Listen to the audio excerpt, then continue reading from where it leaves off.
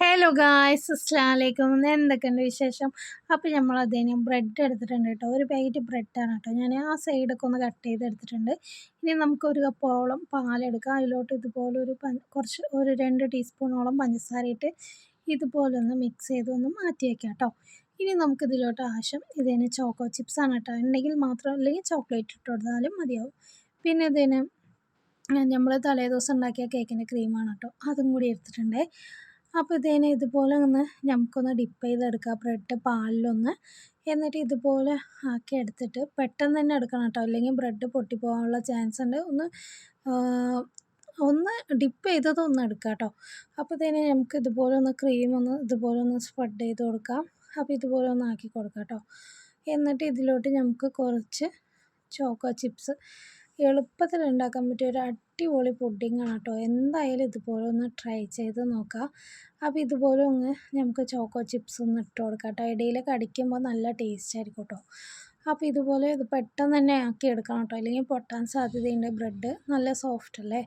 അപ്പോൾ ഇതുപോലെ നമുക്ക് ആക്കി എല്ലാം ഒന്ന് ഇതുപോലെ തന്നെ ഒന്ന് ആക്കിയെടുക്കാം കേട്ടോ. അപ്പോൾ അടിപൊളി ടേസ്റ്റാണ് കേട്ടോ കഴിക്കാനായിട്ട്. അതുപോലെ തന്നെ നമ്മൾ ക്രീമൊക്കെ ഒന്ന് ബീറ്റ് ചെയ്യുമ്പോൾ കുറച്ച് മിൽക്ക് മെയ്ഡ് ഒഴിച്ച് ബീറ്റ് ചെയ്യുകയാണെങ്കിൽ അടിപൊളി ടേസ്റ്റായി കയറും കേട്ടോ. അപ്പോൾ ഇതുപോലെ നമുക്ക് എല്ലാ ബ്രെഡും ഇതുപോലെ തന്നെ ഒന്ന് തയ്യാറാക്കി എടുക്കാം.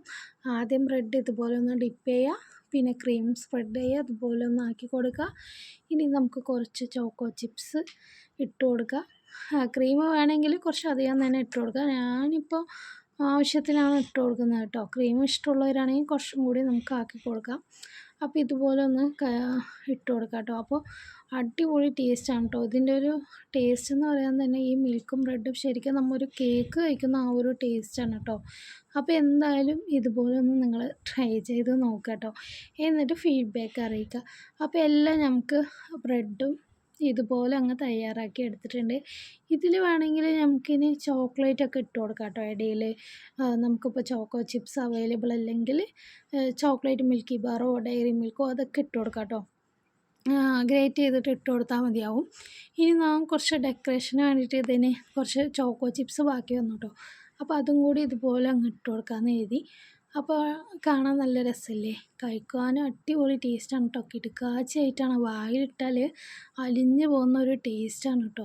അപ്പോൾ നിങ്ങൾ എന്തായാലും ഇതുപോലെ ഒന്ന് ട്രൈ ചെയ്ത് നോക്കുക. കുഞ്ഞു മക്കൾക്കൊക്കെ ഒരുപാട് ഇഷ്ടമാവും. അപ്പോൾ ക്രീം ബാക്കി വന്നാൽ ഇതുപോലെയൊക്കെ ഒന്ന് തയ്യാറാക്കി നോക്കുക കേട്ടോ. ഞാനൊന്ന് പരീക്ഷിച്ച് നോക്കിയതാണ്, സംഗതി അടിപൊളിയാണ് കേട്ടോ. അപ്പോൾ പരീക്ഷിച്ച് നോക്കിയാലും ആൾ കൊള്ളാം. അപ്പോൾ ഇതുപോലെ എന്തായാലും ഒന്ന് തയ്യാറാക്കി നോക്കാം. ഇനി ഞാൻ നിങ്ങൾക്ക് ഇതൊന്ന് കഴിക്കുന്നതും കൂടി കാണിച്ചു തരാം കേട്ടോ, എത്ര സോഫ്റ്റാണെന്ന്. അപ്പോൾ ഇതിനെ എടുത്തിട്ടുണ്ട് കേട്ടോ, ഒരു പീസ് ബ്രെഡ്. ഇനി നമുക്ക് ഇതുപോലെ ഒന്ന് കഴിച്ച് നോക്കുക. കണ്ടോ എന്ത് സോഫ്റ്റാണെന്നറിയോ. നമ്മൾ കേക്ക് കഴിക്കുന്ന അതിനേക്കാളും നല്ല സോഫ്റ്റാണ് കേട്ടോ. വായിട്ടാൽ അങ്ങനെ അലിഞ്ഞു പോകുന്നൊരു ടേസ്റ്റാണ്. അപ്പോൾ എന്തായാലും ഇതുപോലെ ഒന്ന് ട്രൈ ചെയ്ത് നോക്കുക.